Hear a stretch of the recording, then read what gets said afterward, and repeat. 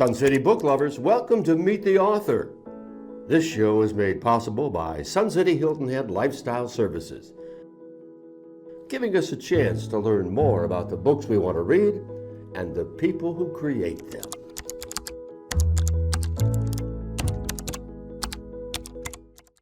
Welcome to Meet the Author. You hear this all the time. We love living here. Living here is paradise. Well, thanks to the return of travel writers Cele and Lynn Seldon, that paradise boundary is going to expand because they are bringing us some adventure and fun ideas in their latest travel publication, 100 Things to Do in the Lowcountry of South Carolina Before You Die. Let's meet the authors. Oh, welcome, Cele and Lynn. We are so happy to have you back, and the table just keeps giving us more that we can enjoy from you. But we are going to talk about your special new travel publication today, and under the guise or the banner of this 100 Things You Can Do Before You Die in Different Geographies, you have given us already Savannah. You were here with the Charleston book. What prompted you to hone in on such a local geography that we're lucky to be in? That's a great question. We just hated the idea that people would just drive straight from Charleston to Savannah and not stop and smell the roses. So we wanted to give people the opportunity to see what the Lowcountry area between Charleston and Savannah has to offer, because there's so much culture and history and landscape here that we just didn't want people to just drive right by. So we wanted to give them a taste of what we get to live in every day. So we asked the publisher, what do you think about 100 Things to Do in the South Carolina Lowcountry? Well, he's always looking for content, so he said, sure. And that's how it was born. I guess those sales keep coming and we keep populating here too, so it's very, very important. Now, these are a unique travel guide done in a particular style. Help those who aren't familiar navigate what's the best way when we take this book home tonight. How should we use it? Fortunately, the publisher has put together a format that divides the book into 5 categories. So there's food and drink, music and entertainment, culture and history, sports and recreation, and shopping and fashion. So it automatically helps the reader. If they're interested in history, they can just go to the culture and history section. If all they want to do is eat their way through the Lowcountry, they can go to food and drink. So it really can be handled any way that the reader wants to engage with the book. There's also in the back activities by season and suggested itineraries based on interest. So there's a history buff, there's a couples, there's a family. So if you've got specifics that way, you can just go to that section in the book and see all the different options for that interest. I might just insert, I've gotten this latest version digitally, and it really, when you're talking about going around to navigate through the book, oh, it is well done. That's great. Very well done. So again, we're excited about all these things. Now, Lynn, you and Cele are Lowcountry residents. So I have to ask, is that an asset or a liability when you put the book together? Like, was it too familiar? What do you think? Definitely an asset. We found that we discovered new things, even though we had been, I guess, full-time here five or 6 years by then, but we found so many new things. So it was an asset being here and then getting out on the road and finding a lot of things that surprised us. Oh, that's my next question, because I had a feeling you were going to say, yeah, it was so nice because we love this area and, you know, we embrace all these things. But can you just sneak us one of the surprise discoveries that you did add to the book that you weren't even aware of? There were at least a dozen, so that was really cool. For a restaurant, a place that we had been hearing about for years, but we hadn't been, way out in the country, up near Walterboro, a place called Riser's Pork and Produce. And it's a farm that opened his own restaurant, and he's great. The owners are great. And it's, you know, meat and three kind of place with a buffet. So that was one. And the other is more of a category. The history of the Lowcountry is phenomenal. And we have a lot of history entries from the Gullah history, Reconstruction, Civil War. It just goes on and on. So that side was a surprise to us, even though we lived here. I do laugh because that restaurant, I've actually looked at that 3 times. That's how I knew I could go to their website and then I could pop back and get back to wherever else I was navigating. Because I kept, okay, one thing you all need to know when you get these books is you get tips and you get suggestions. You actually laid out the whole week of how they do their buffet on that one. Okay, so I'm like, full buffet, but if I go on a Thursday, it's no seafood. I'm like really studying that. I'm so shocked that you mentioned that restaurant today. Now, I have to ask, you and Lynn have been a writing team for a long time.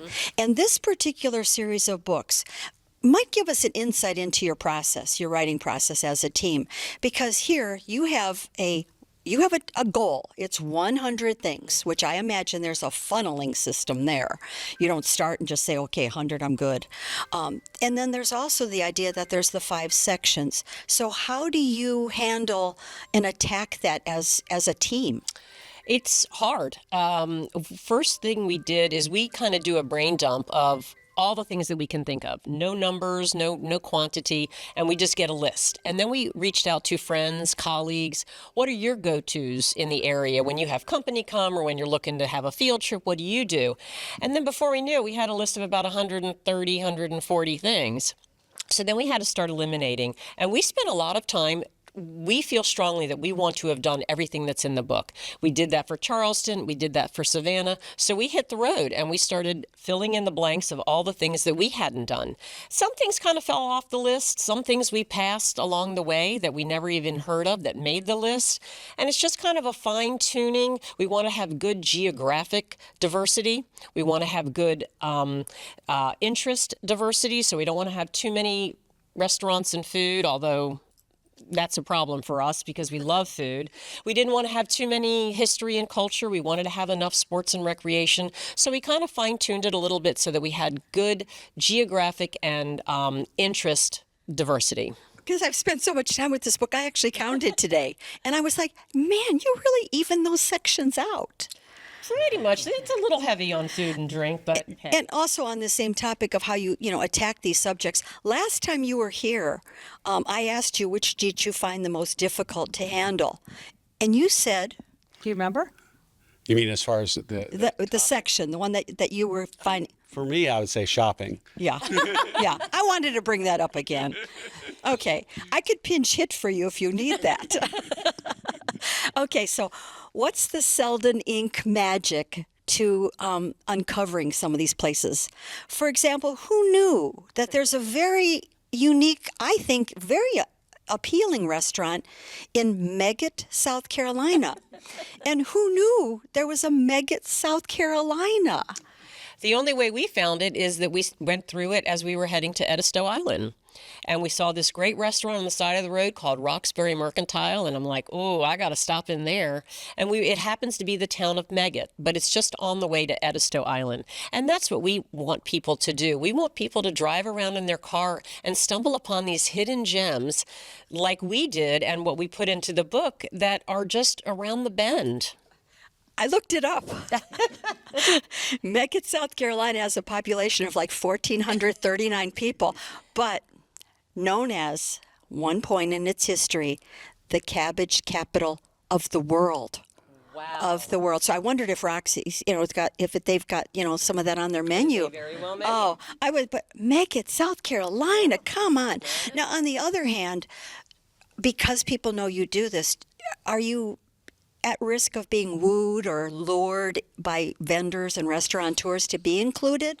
I don't think that that's really happened much in the past. I can't. Lynn, do you have an opinion on that? It really hasn't happened with the books too much. We try to keep anonymous. Like we went to Roxbury to check it out, and they didn't know we had been there. We had lunch. We had a great experience, great service. And so then we contacted them and said, hey, we want to put you all in the book. And they've been very happy. That must be kind of fun to tell, I think it was one of our retail people in Bluffton that put it on Facebook. Yes. And was so excited to know that she would be having her place, put in the book. Now, you two, again, continuing as a writing team, are there any other locales that you think about that you'd like to have another book here on the table? We talked about that earlier today, and this is probably it for us because the Lowcountry book is our love letter to the Lowcountry, and that's sort of, for us, we've completed the trilogy for the Lowcountry from Charleston to Savannah, and so we think that we'd like to end with that one. So we're kind of excited about that. The publisher isn't as excited. Maybe meg it. One thing to do to make it before you do. It is sweet, though. It's sweet. And that restaurant really does sound appealing. Enough about that, though. Okay, what are some of the other projects if we're not going to be worrying about, increasing our places to go? What's coming up? Two things. One of them you know about, which is the third novel in my trilogy, and it will be called Georgia's Ring. The first one was Virginia's Ring, then Carolina's Ring. So the novel I'm working on, we framed it out, and it's going to be based mostly in Georgia, down on Jekyll Island.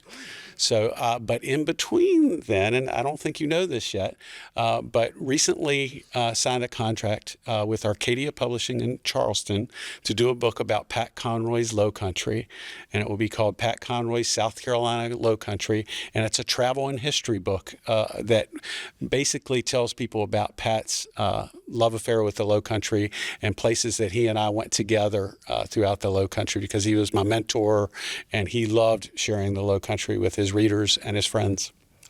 I think that could end up being a beautiful story. Netflix.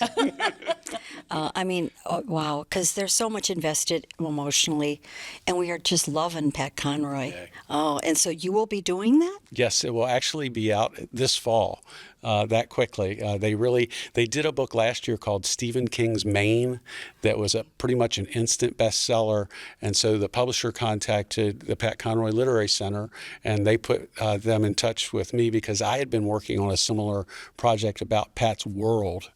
And this helped narrow it down to just the Lowcountry. So it's very exciting. Oh, man, I got the book. We're getting that. And we love to live here.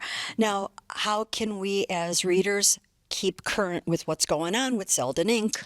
Well, we have a website, seldoninc.com, and that's with a K. And we have a pretty robust social media presence, Seldon Inc. also. And you can keep up with all of our travels, what we're writing about, books that are coming out on our website or our social media. Well, I appreciate this. I think it's time to release you to the audience for your presentation. Thank you for the time you spent with us, though. Thanks. 2009, Pat came out with a book called South Abroad, which was about his love affair with Charleston. Great book, and much of it was written at another writer's house just south of Broad in Charleston. And a friend of mine in the travel industry in Charleston was kind enough to call me and say, I know you went to VMI and Pat went to the Citadel. I know you're a big fan of his writing. Have you ever met him? I'm like, no, I've seen him speak, but I would love to meet him. And she goes, I can make that happen tomorrow morning if you get in your car and come to Charleston. So I did, and called the hotel, and they had said he was available about 10, and I talked his wife into talking him into going to lunch with me, because I said, I'll bet you a VMI graduate has never paid for lunch or a Sunday graduate. And that was true. So we went to lunch. I chose a place called Slightly North of Broad, Snob. And we went to lunch there. I called the owner and I said, I know y'all don't take reservations at lunch, but can you please put us back in that corner table, the one that I like a lot. And he put us back there. We ended up talking for about 3 hours at lunch. He learned more about me than I did about him. I had all these interview questions, and he just was always wanting you to tell him stories. Walked back to the hotel and he said, hey, I have some time. You just want to hang out and have a cup of coffee? 2 hours later, we're still sitting there talking about writing. And during that time, he came up with the idea of someone writing a coming-of-age novel about VMI, like he had done about the Citadel with the Lords of Discipline. And that eventually, 4 years later, became my first novel, Virginia's Ring, which Pat was kind enough to give me a cover blurb for, which probably has sold more books than any of the words inside. And the cover art for that one was done by Pat's longtime cover artist, a guy named Wendell Minor. And I talked to Wendell about doing the cover, and Wendell told me what he charged for covers. And I'm like, it was great to talk to you. Not for my first book. The next day, Wendell called me up and said, Pat's taking care of it. While Pat was still alive, we brainstormed about a second novel called Carolina's Ring and sort of walked through how it would work and how I would bring back the characters from Virginia's Ring. Unfortunately, he passed away before that one was released, but Cassandra was kind enough to give me a couple of blurb on that one as well. So the third one is called George's Ring, and it's still just in my head. The reason this book has been delayed a little bit, George's Ring, is that last year I signed a contract to do a book called Pat Conroy's South Carolina Lowcountry. And it's a travel book about his Lowcountry and the Lowcountry that he showed me during our 5 years together. He lived on Fripp Island for almost 20 years, so there's a Fripp chapter. He taught on Dafuskies, and there's a Dafuski chapter. He's buried on St. Helena Island in an all-black cemetery. He's the only white person buried there. So there's a chapter on that, chapter on Beaufort, chapter on Charleston. And we got a call once from a publisher in St. Louis called Reedy Publishing. And they have a series of books called 100 Things to Do in X Before You Die. And they were looking for somebody to write the Charleston book. And they had called the Charleston Convention and Visitors Bureau and said, hey, we're looking for a writer to write a book on Charleston, 100 Things to Do. Do you know anybody? Well, we had done extensive Charleston writing in magazines and newspapers for 20 years, and our friend in the marketing department at the Convention and Visitors Bureau said, well, I do happen to know somebody. As a matter of fact, I know two people. You'll get a twofer who would be interested in writing the Charleston book. So we thought about it. We thought it was really in our wheelhouse. And so we came out in 2018 with 100 Things to Do in Charleston Before You Die. The original copy. And we have a fan in the front row who has her original copy of that edition. We told her it's like a collector's item now. And you can get like authentic, or what is it, antique plates for that book, you know. Several years it was Reedy Press's best-selling book, which was unbelievable because they had a San Francisco book, Los Angeles, and so it really had to do with the fact that Charleston was, in 2018 on the rise. But we felt like, we really should spend a little bit more time there. So we rented an Airbnb for 2 weeks, and we were total tourists. We did all the things that we hadn't done. We reached out to friends and colleagues and said, what do you do? Where do you take out-of-town visitors? What are your favorite things to do? Came up with this huge long list, and we spent 2 weeks doing all the things we had never done before.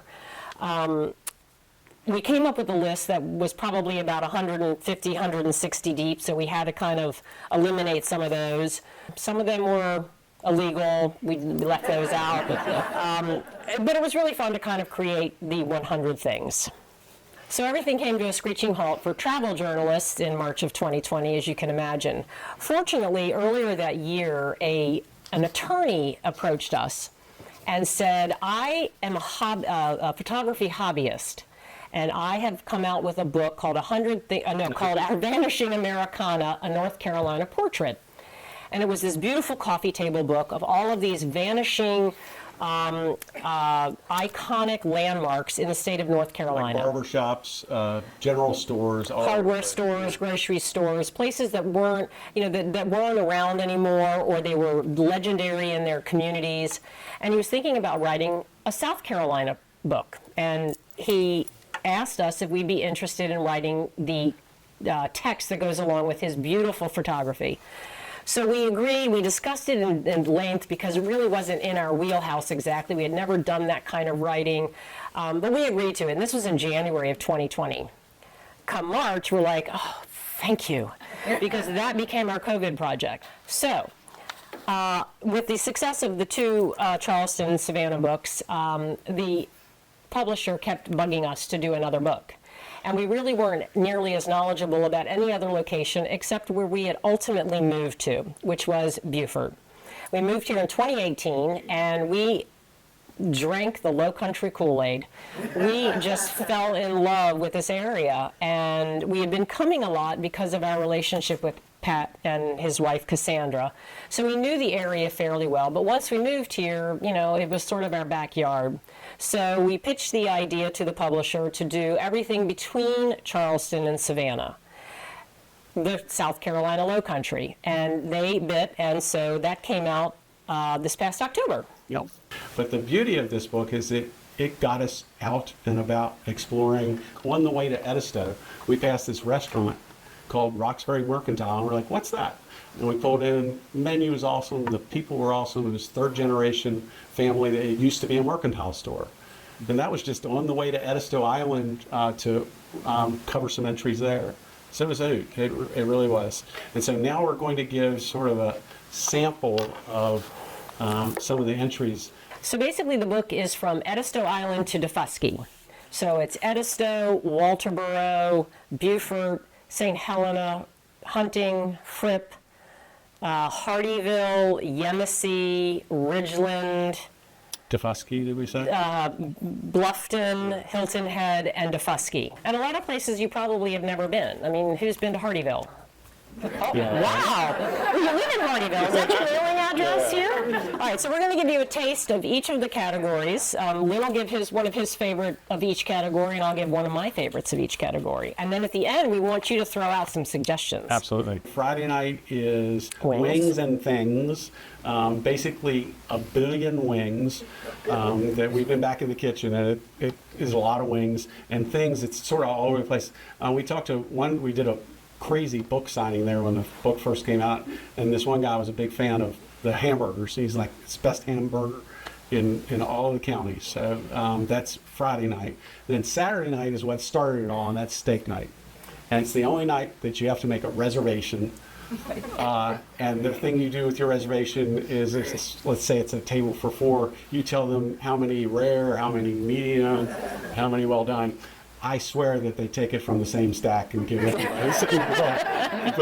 but it's the bar scene out front is just a bunch of locals that you leave your politics at the door, and just everyone just shares a love of being there.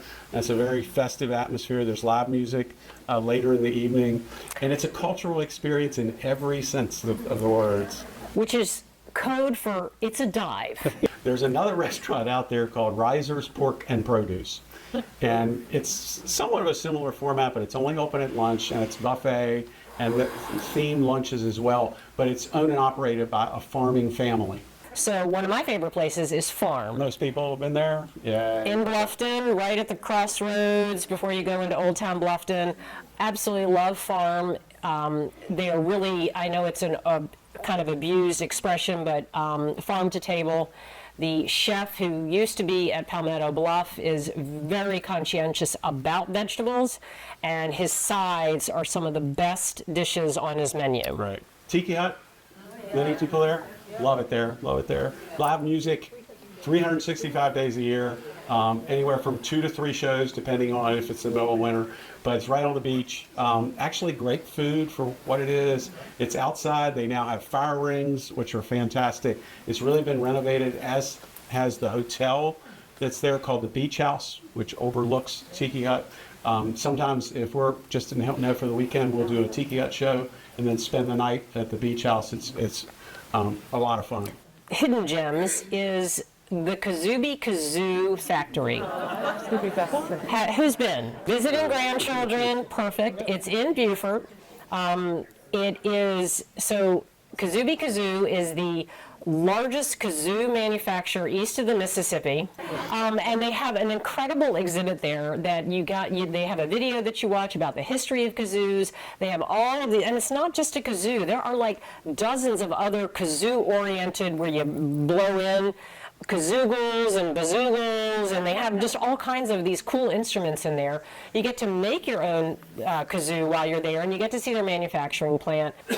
So we're big state park fans, and the Lowcountry, this book provided us the opportunity to cover all 3 state parks. Hunting Island, obviously. Edisto. Edisto, which is great because they have a beach side and a one back in the marsh, which is awesome. And then one we hadn't been to before during the book was Gibbons Ferry up near Walterboro. And in all 3 cases, they have cabins that you can stay in.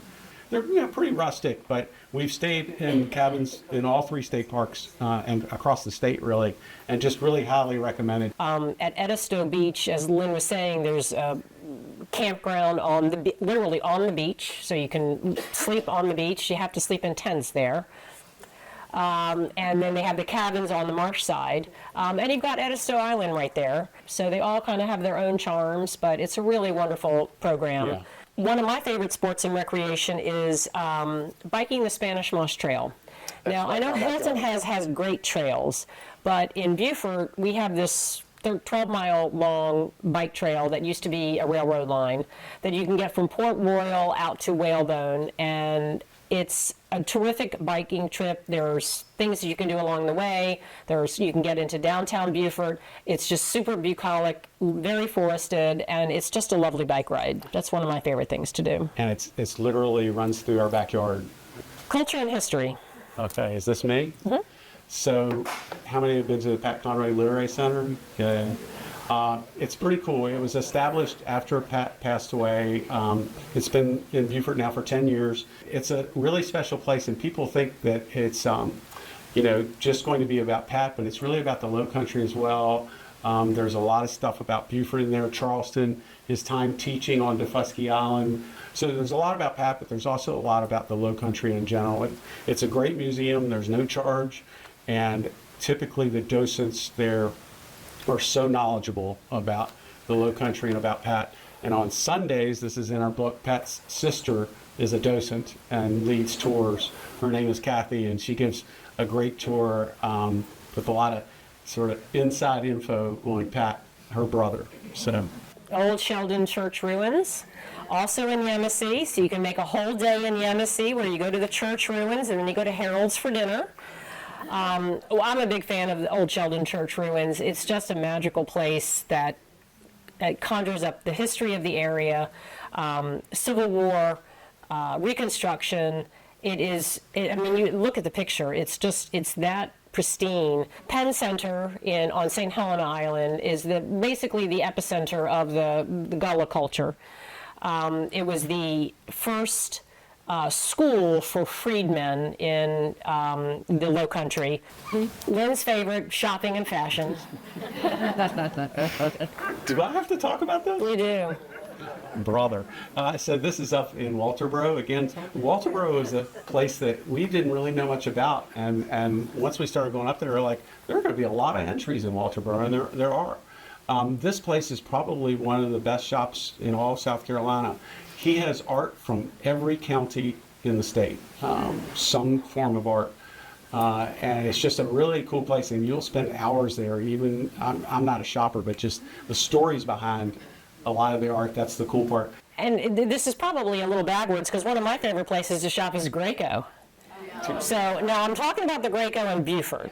Okay, so this is the perfect shop of all time.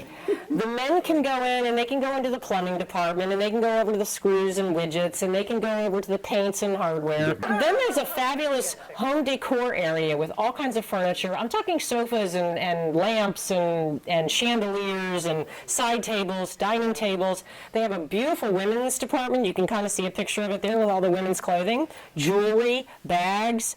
It's the perfect spot to go with your man because they can kind of go wander over into the men's thing, and the women can do the popcorn machine.